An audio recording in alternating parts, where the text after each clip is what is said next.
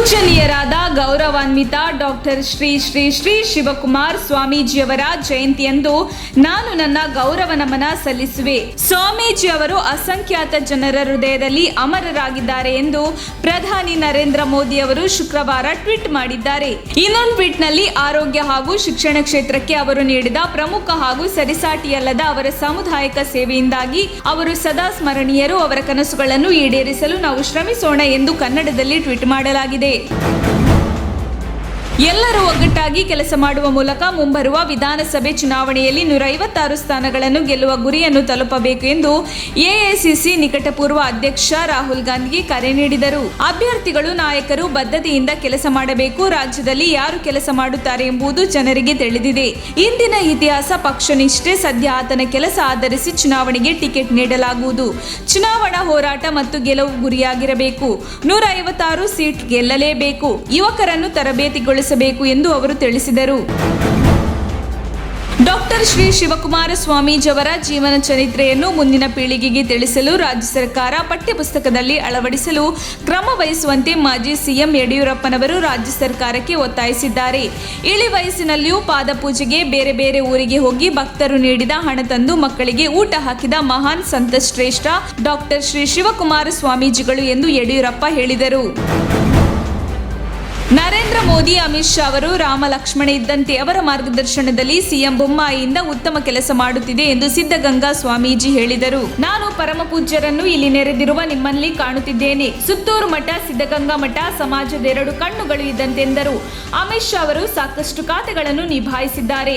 Ukraine ಯುದ್ಧದ ವೇಳೆ ಮಕ್ಕಳನ್ನು ಜೀವಂತವಾಗಿ ಕರೆತಂದಿದ್ದಾರೆ. ಕೇಂದ್ರ ಸರ್ಕಾರದ ಬದ್ಧತೆ ಬಗ್ಗೆ ಇದರಲ್ಲಿ ಗೊತ್ತಾಗುತ್ತೆ. ನರೇಂದ್ರ ಮೋದಿ, ಅಮಿತ್ ಶಾ ಅವರು ರಾಮ ಲಕ್ಷ್ಮಣರಿದ್ದಂತೆ ಎಂದರು. ಮಧ್ಯಾಹ್ನದ ಬಿಸಿ ಊಟದ ಯೋಜನೆಗೆ ಡಾಕ್ಟರ್ ಶ್ರೀ ಶಿವಕುಮಾರ ಸ್ವಾಮೀಜಿಗಳ ಹೆಸರನ್ನಿಡಲು ಸರ್ಕಾರ ಕ್ರಮ ಕೈಗೊಳ್ಳಲಿದೆ ಎಂದು ಸಿಎಂ ಬಸವರಾಜ ಬೊಮ್ಮಾಯಿ ಘೋಷಿಸಿದರು. ಶಿವಕುಮಾರ ಸ್ವಾಮೀಜಿಯವರು ಸುಮಾರು 88 ವರ್ಷಗಳ ಕಾಲ ಈ ನಾಡಿನ ಸೇವೆಯನ್ನು ಮಠದ ಮುಖಾಂತರ ಮಾಡಿರುವುದು ಒಂದು ದಾಖಲೆ. ಯಾವುದೇ ಪರಮ ಪೂಜ್ಯರು ಇಷ್ಟು ದೀರ್ಘಕಾಲದ ಸೇವೆಯನ್ನು ಇಡೀ ಭಾರತ ದೇಶದಲ್ಲಿ ಮಾಡಿಲ್ಲ ಎನ್ನುವುದು ನಮ್ಮೆಲ್ಲರಿಗೂ ಅಭಿಮಾನದ ಸಂಗತಿ ಎಂದರು. ಹಿಜಾಬ್ ವಿಚಾರದಲ್ಲಿ ಮುಸ್ಲಿಮರನ್ನು ಖಳನಾಯಕರನ್ನಾಗಿ ಬಿಂಬಿಸಲು ಬಿಜೆಪಿ ಸರ್ಕಾರ ಯತ್ನಿಸಿದೆ. ಅಲ್ಪಸಂಖ್ಯಾತರ ರಕ್ಷಣೆ ವಿಚಾರದಲ್ಲಿ ಕಾಂಗ್ರೆಸ್ ಇನ್ನಷ್ಟು ಆಕ್ರಮಣಕಾರಿಯಾಗಬೇಕು ಎಂದು ವಿಪಕ್ಷ ನಾಯಕ ಸಿದ್ದರಾಮಯ್ಯ ಅಭಿಪ್ರಾಯಪಟ್ಟಿದ್ದಾರೆ. ರಾಹುಲ್ ಗಾಂಧಿ ಸಮ್ಮುಖದಲ್ಲಿ ನಡೆದ ಕೆಪಿಸಿಸಿ ವಿಶೇಷ ಸಭೆಯಲ್ಲಿ ಈ ವಿಚಾರವನ್ನು ಅವರು ಪ್ರಸ್ತಾಪಿಸಿದ್ದಾರೆ. DK Shivakumar, BK Hariprasad, MB Patil ಸೇರಿದಂತೆ ಕಾಂಗ್ರೆಸ್ನ ಇನ್ನಿತರ ನಾಯಕರು ಸಭೆಯಲ್ಲಿ ಈ ವಿಚಾರ ಪ್ರಸ್ತಾಪಿಸಿಲ್ಲ. ಆದರೆ ಸಿದ್ದರಾಮಯ್ಯ ಮಾತ್ರ ಹಿಜಾಬ್ ವಿಚಾರವನ್ನು ಬಲವಾಗಿ ಪ್ರತಿಪಾದಿಸುವ ಮೂಲಕ ತಮ್ಮ ನಿಲುವು ತಿಳಿಸಿದರು. ತುಮಕೂರು ಬೆಳ್ಳಾವಿ ಹೋಬಳಿ ಚಿನ್ನೇನಹಳ್ಳಿ ಗ್ರಾಮ ಲೆಕ್ಕಾಧಿಕಾರಿ ನಟರಾಜ್ ಎಸಿಬಿ ಬಲೆಗೆ ಬಿದ್ದಿದ್ದಾರೆ. ತುಮಕೂರು ಭ್ರಷ್ಟಾಚಾರ ನಿಗ್ರಹ ದಳ ಡಿವೈಎಸ್ಪಿ ಮಲ್ಲಿಕಾರ್ಜುನ್ ಚುಕ್ಕಿ ಅವರ ನೇತೃತ್ವದಲ್ಲಿ ಕಾರ್ಯಾಚರಣೆ ನಡೆಸಲಾಗಿದೆ. ಪಹಣಿ ತಿದ್ದುಪಡಿ ಮಾಡುವ ವಿಚಾರಕ್ಕೆ ಸಂಬಂಧಿಸಿದಂತೆ ಗ್ರಾಮ ಲೆಕ್ಕಾಧಿಕಾರಿ ನಟರಾಜ್ 20,000ಕ್ಕೆ ಲಂಚಕ್ಕೆ ಬೇಡಿಕೆ ಇಟ್ಟು ಮುಂಗಡವಾಗಿ 5,000 ಪಡೆದು 15,000 ಲಂಚ ಪಡೆಯುವಾಗ ರೆಡ್ ಹ್ಯಾಂಡ್ ಆಗಿ ಎಸಿಬಿ ಅಧಿಕಾರಿಗಳಿಗೆ ಸಿಕ್ಕಿಬಿದ್ದಿದ್ದಾನೆ. ಕಾರ್ಯಾಚರಣೆ ವೇಳೆ ಡಿವೈಎಸ್ಪಿ ಮಲ್ಲಿಕಾರ್ಜುನ್ ಚುಕ್ಕಿ, ಇನ್ಸ್ಪೆಕ್ಟರ್ ವಿಜಯಲಕ್ಷ್ಮಿ, ನರಸಿಂಹರಾಜು, ಚಂದ್ರು, ಶಿವಣ್ಣ ಇನ್ನಿತರರು ಇದ್ದರು. ಬಜರಂಗ ದಳದ ಕಾರ್ಯಕರ್ತ ಹರ್ಷ ಕೊಲೆಯ ನಂತರ ಪ್ರಚೋದನಕಾರಿ ಹೇಳಿಕೆ ನೀಡಿದ್ದ ಸಚಿವ ಕೆಎಸ್ ಈಶ್ವರಪ್ಪಗೆ ಸಂಕಷ್ಟ ಎದುರಾಗಿದೆ.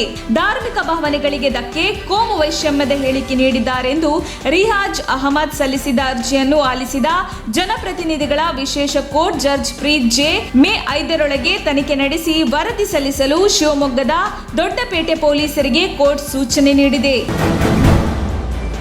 ಕರ್ನಾಟಕ ಸರ್ವ ಜನಾಂಗದ ಶಾಂತಿಯ ತೋಟ. ಇದು ವಿಶ್ವ ಹಿಂದೂ ಪರಿಷತ್ ಬಜರಂಗ ದಳದ ಜಹಾಗೀರಲ್ಲ. ಇವೇನು ಹಿಂದೂಗಳ ಪ್ರಾತಿನಿಧಿಕ ಸಂಸ್ಥೆಯೂ ಅಲ್ಲ. ಒಂದು ರಾಜಕೀಯ ಪಕ್ಷದ ಬಾಲಂಗೊಚ್ಚಿಯಷ್ಟೇ.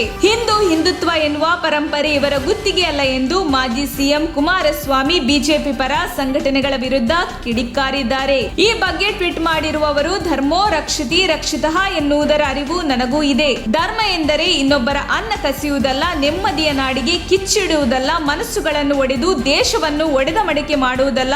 ದೇಶವೆಂದರೆ ಮಣ್ಣಲ್ಲ, ಮನುಷ್ಯರು ಎಂದು ಗುಡುಗಿದ್ದಾರೆ. ಡಾಕ್ಟರ್ ಶಿವಕುಮಾರ ಸ್ವಾಮೀಜಿಯವರಿಗೆ ಭಾರತ ರತ್ನ ನೀಡಲು ನಿರ್ದೇಶನ ನೀಡಬೇಕು ಎಂದು ಕೋರಿ ಸಲ್ಲಿಕೆಯಾಗಿದ್ದ ಸಾರ್ವಜನಿಕ ಹಿತಾಸಕ್ತಿ ಅರ್ಜಿಯನ್ನು ಹೈಕೋರ್ಟ್ ವಿಭಾಗೀಯ ಪೀಠ ವಜಾಗೊಳಿಸಿದೆ. ರೆಹಮಾನ್ ಖಾನ್ ಎಂಬುವರು ಶಿವಕುಮಾರ ಸ್ವಾಮೀಜಿಯವರಿಗೆ ಭಾರತ ರತ್ನ ನೀಡಲು ಪ್ರಧಾನಿ ಮೋದಿ ಅವರಿಗೆ ನಿರ್ದೇಶನ ನೀಡಬೇಕು ಎಂದು ಹೈಕೋರ್ಟ್ನಲ್ಲಿ ಪಿಐಎಲ್ ಸಲ್ಲಿಸಿದ್ದರು. ಅರ್ಜಿ ವಿಚಾರಣೆ ನಡೆಸಿದ ಹೈಕೋರ್ಟ್ ವಿಭಾಗೀಯ ಪೀಠ ಭಾರತ ರತ್ನ ನೀಡುವಂತೆ ನಿರ್ದೇಶನ ನೀಡಲು ಸಾಧ್ಯವಿಲ್ಲ. ರಾಷ್ಟ್ರಪತಿಗಳು ಸರ್ಕಾರದೊಂದಿಗೆ ಚರ್ಚಿಸಿ ಈ ಬಗ್ಗೆ ನಿರ್ಧರಿಸುತ್ತಾರೆ ಎಂದು ತಿಳಿಸಿದೆ.